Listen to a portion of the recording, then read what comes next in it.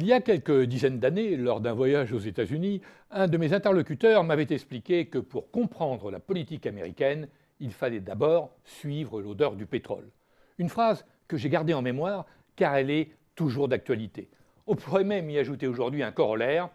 Si vous voulez comprendre la politique de la Russie, suivez l'odeur du gaz et du pétrole. Car derrière l'affrontement sur l'Ukraine, l'annexion de la Crimée, il y a d'énormes enjeux énergétiques. Un peu d'histoire d'abord. Dans les années 90, après l'effondrement du communisme, les États-Unis et les Anglo-Saxons espéraient mettre la main sur l'exploitation du gaz et du pétrole russe. Une ambition qui passait par le rachat pour 25 milliards de dollars de la principale société pétrolière russe, Yukos, à l'oligarque Khodorkovsky. Opération bloquée par Vladimir Poutine. Les attentats du 11 septembre, la guerre en Afghanistan, en Irak, allaient pour un temps modifier les priorités géostratégiques des États-Unis. Reste qu'à Washington, on avait peu apprécié l'axe Paris-Berlin-Moscou contre l'intervention en Irak, tout comme on avait peu apprécié que Gerhard Schröder et les Européens jouent la carte du gaz russe. En 2004, la révolution orange à Kiev avait pour principal objectif de détacher l'Ukraine de l'influence russe. C'était sans compter sur la contre-offensive de Moscou et de Gazprom, l'étroite imbrication des deux économies et les liens entre les oligarques et bien évidemment la corruption endémique du pays. L'Ukraine restait dépendante du gaz russe qui continuait de transiter par son territoire. Depuis 2010, les États-Unis, sous l'influence notamment d'Hillary Clinton, qui prépare les présidentielles de 2016, ont fait de l'énergie un des axes principaux de leur politique étrangère. Une politique étrangère qui vise essentiellement à contenir les ambitions de la Chine et de la Russie et à faire en sorte que le reste du monde adopte la même attitude. Hillary Clinton a même créé en 2011, au sein du département d'État, un bureau des investissements énergétiques dont la direction a été confiée à l'ancien ambassadeur américain à Kiev et dont l'objectif est de faire des États-Unis le leader énergétique mondial au XXIe siècle.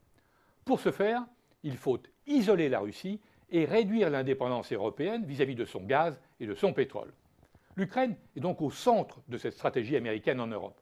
D'une part, parce que les gazoducs qui alimentent l'Europe en gaz russe passent encore par son territoire. D'autre part, parce que l'Ukraine disposait en mer Noire d'une zone économique exclusive considérable, bien supérieure à celle de la Russie.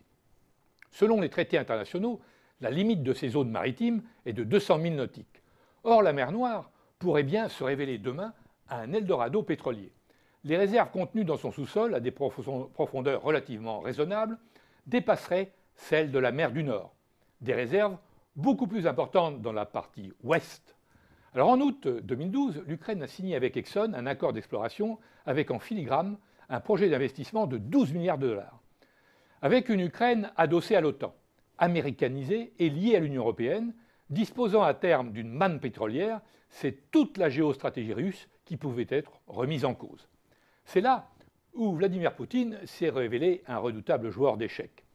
L'annexion de la Crimée, qui est désormais actée, y compris par ses voisins de la mer Noire, même si elle n'est pas officiellement reconnue, est un coup de maître. Car cette annexion enlève à l'Ukraine l'essentiel de sa zone économique maritime et redonne à la Russie une position prépondérante. C'est elle qui va explorer et exploiter le pétrole offshore de la mer Noire. Cette annexion lui permet aussi de redessiner le projet de gazoduc South Stream destiné à approvisionner l'Europe de l'Est et du Sud en évitant l'Ukraine. Jusqu'alors, le tracé devait passer en eau profonde pour éviter la zone ukrainienne, d'où un coût très élevé. Désormais, avec la Crimée, son tracé sera plus court, moins profond et donc moins coûteux. En outre, il va rendre plus aléatoire le projet de gazoduc Nabucco poussé par les Américains pour relier le Kazakhstan à l'Europe via la Turquie. La bataille va désormais se déplacer sur le plan financier et technologique. Les Américains vont tenter d'assécher les ressources financières de Moscou pour l'empêcher de mener à bien l'exploitation de la mer Noire. Et Moscou va chercher des alliés en Chine ou ailleurs pour l'aider à financer et à exploiter ses gisements.